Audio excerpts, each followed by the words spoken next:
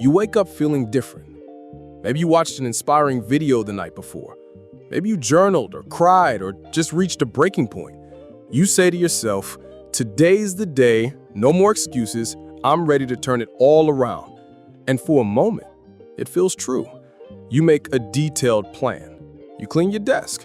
You sit down and start. And for the first couple of days, everything flows. You're on fire. You feel proud, confident, hopeful. But by day 3, you're tired. By day 5, you start making exceptions. And by day 7, you've ghosted the routine entirely. Now guilt kicks in. You wonder what's wrong with you. Why can't I just stay motivated? Here's the answer you've never been told clearly. Motivation is not designed to last. It was never meant to carry you all the way to your goals. Let me explain why. In this episode, you'll learn why motivation always fades, even when you care deeply, how your brain's reward system sets you up to crash, my personal failure with a perfect morning routine, and what actually works when the inspiration is gone. If you've ever felt like you just fall off after a strong start, this will finally make sense of that pattern and show you a better way forward. I once decided I was going to become that man. You know, the one who wakes up at 5 a.m., journals, sips green smoothies, does yoga, answers emails, and takes over the world, all before breakfast.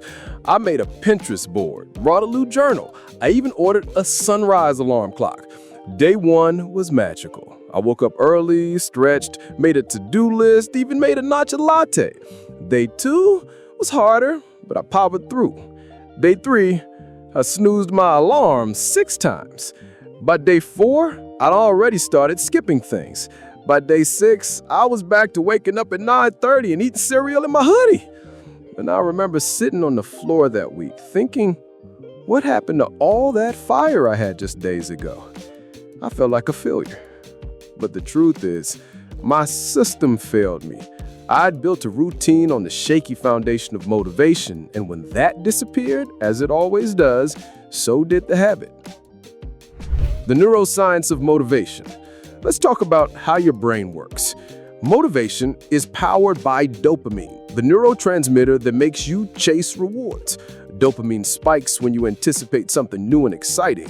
That's why we feel energized when we start a new project, sign up for a new course, or buy a new planner. It feels like progress. But dopamine isn't about finishing, it's about chasing. So the moment the novelty wears off, the dopamine drops, and your motivation vanishes. Worse, your brain starts craving easier, more immediate sources of dopamine. Scrolling TikTok, checking messages, grabbing snacks, watching YouTube videos like this one. These are low-effort, high-reward dopamine hits. Your big goal, like writing a book or studying for an exam, suddenly feels dull in comparison. The motivation failure cycle. Here's the loop most of us live in. You feel inspired and set a big goal. You start strong because motivation is high. It gets hard or boring, motivation dips. You stop showing up. You feel bad, beat yourself up. You wait for a new motivation to start again. Sound familiar? Every time you go through this loop, your brain learns we don't follow through. That erodes your self-trust, which makes it even harder to start next time. Now you're not just fighting resistance, you're fighting your own belief in yourself. Now, if motivation can't be trusted to carry us, what can? Let me show you what worked for me. Commit to time, not outcome. Instead of saying, I'll write 2 pages today, say, I'll sit and write for 25 minutes. This works because your brain resists results, but it can accept effort. You remove the pressure. You remove the fear of not being good enough. And often, once you start, you keep going. It's called low-friction entry, and it's the secret to momentum. Reward the process, not the product. Your brain wants instant gratification, so give it some, but in a healthy way. Here's what I do. I play music I love while working, I light a candle that signals focus time, and I let myself enjoy a little reward after, like a walk, tea, or a podcast. This is called temptation bundling. You associate your hard task with a pleasurable experience, and your brain starts craving it. Track consistency, not perfection. Motivation makes you chase perfect outcomes, but discipline is built on showing up even badly. I started using a simple tracker. Green, I showed up today. Red, I didn't. No judgment, no punishment, just a visual reminder of who I'm becoming. And slowly, as the green squares grew, so did my confidence. Not because I was doing everything perfectly, but because I was proving to myself, I'm someone who keeps coming back. I used to think motivation was everything. I'd wait for it and chase it and blame myself when it disappeared. Now I don't even expect it to show up. Instead, I ask, what would this look like if it were easy? What would this look like if I didn't have to feel inspired to start?